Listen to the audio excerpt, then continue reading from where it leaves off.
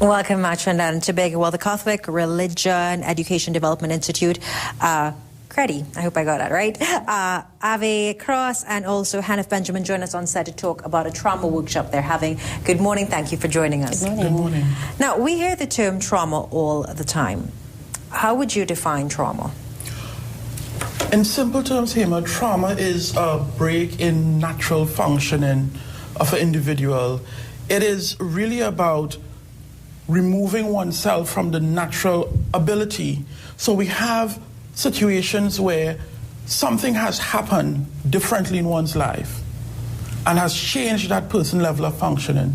So things that they used to do, they're no longer able to do. Behaviors that once have, they're no longer having. And they're experiencing dysregulated behaviors as a result.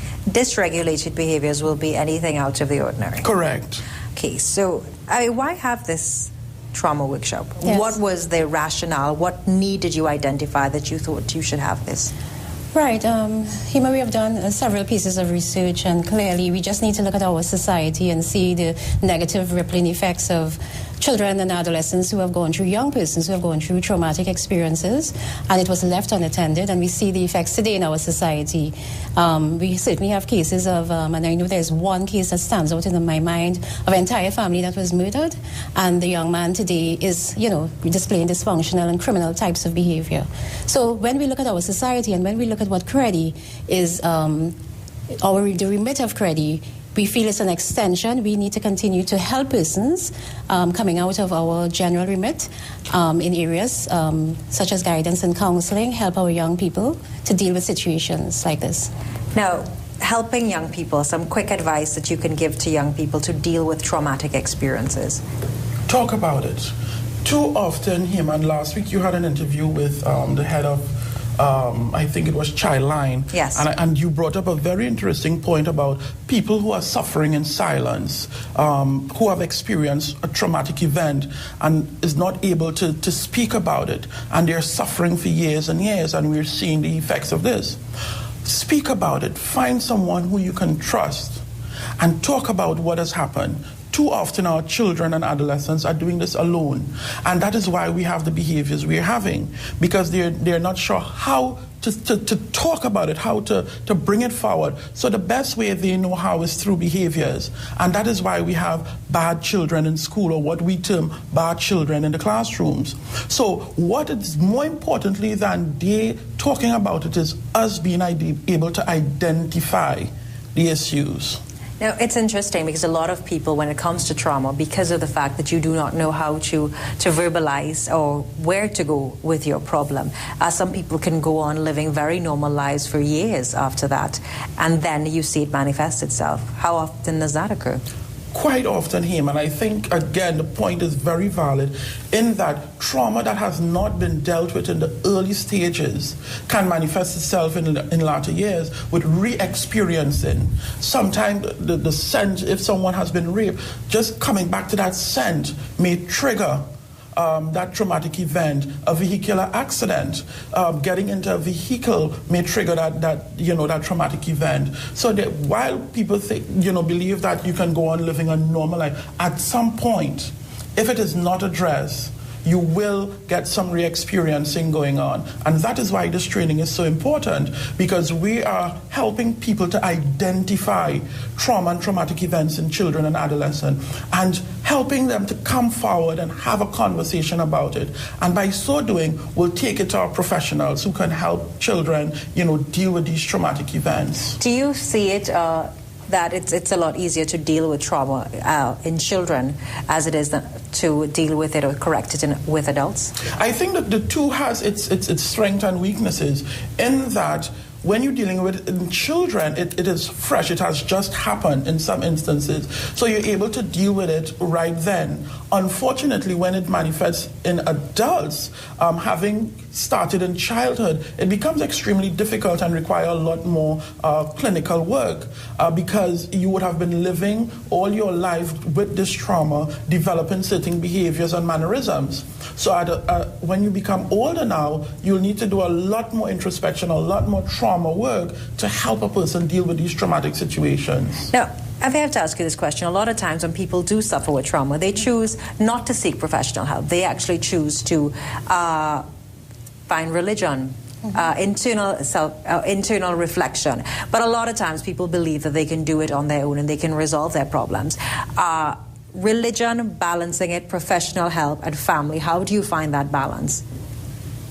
It's needed because, some people have the strength through religion, through friends, through families. And it is extremely important to know in treating with trauma, the most important aspect is your environment. And when I speak of environment, I'm speaking about all of those above, the religion, the family, the community. And if we have all of those intact, helping you, the ability to overcome a traumatic situation becomes much easier. If you have no support network, what's going to happen? But this is what we're trying to do right now. We're trying to ensure that as many people, and we are looking at people from across the wide cross-section of our societies here. We are looking at the parents, we are looking at the caregivers, the guidance officers, the teachers, all of those persons. So even if you don't have the support, there are people that you can go to who would be trained, and we are offering this type of training for the first-line responders so that you can be able to go to them. If you have nowhere to go, these people are going to be training and doing training the trainers as they go back into their workplace. Who are you targeting? As Avi mentioned, teachers, social workers, guidance counselors, psychologists, church leaders, church counselors, community leaders, community activists, any and every person, parents who interacts with children and adolescents, anyone who has a daily function in preschool teachers, anyone. Because, this is so important in identifying trauma. Right, because too often, too many of our children suffer in silence because they just don't know how to come forward, with traumatic events. So every and anyone who has a child, who interacts with a child or adolescent and wants to know more should come to this training. How do you identify a child who may seem normal, but there may be certain warning signs something else is happening? First of all, and what this training will also help you do is identify what is normal, right? So when a child is growing up, you know that there are certain levels and certain behaviors that one must exist. And what you're going to see is dysregulated behaviors, right? Behaviors that are out of the norm. And I must say that, I don't believe in bad children, rather children who have circumstances and situations that they're dealing with, and their behaviors are manifestation of such. Right? So it's about looking at the behaviors. A child who has been an A student is now a C student. Something is wrong. But then there may be other children who choose to overcompensate for any traumatic experience that may have occurred in their life. So a child that will continue to be A or even an A+ to sort of return a level of normalcy to their life. How do you then identify that? I think, that situation is tenable in that you will notice a change in behaviors or emotions, right? You will either have a dysregulation of emotion or behaviors. And you would look at the two and you would see which one is not working. So either you're going to be behaviorally dysregulated like some of our kids are, or you're going to be emotionally dysregulated.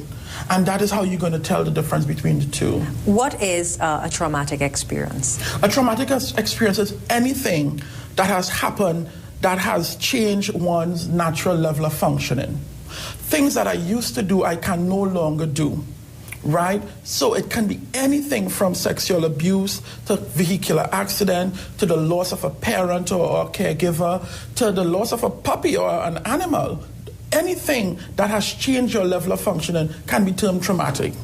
Before we wrap this interview, how important is it to seek help after a traumatic experience? It is extremely important, Hema, because too often, too many of us go about our lives suffering in silence, and we see it. We see the manifestation in our workplace, in our schools, in our communities. Too often, people are suffering. So it is extremely important to come forward, and that is why this training will help you to come out.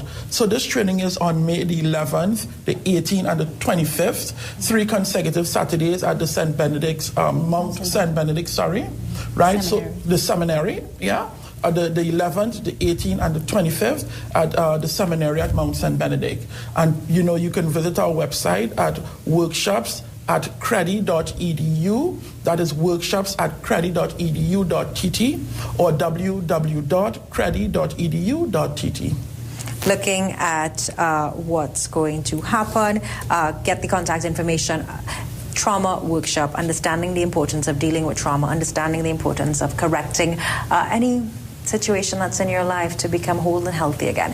I'm Hema Ramsden. I'll take a very short break. When we come back, we'll have more for you. Stay with us.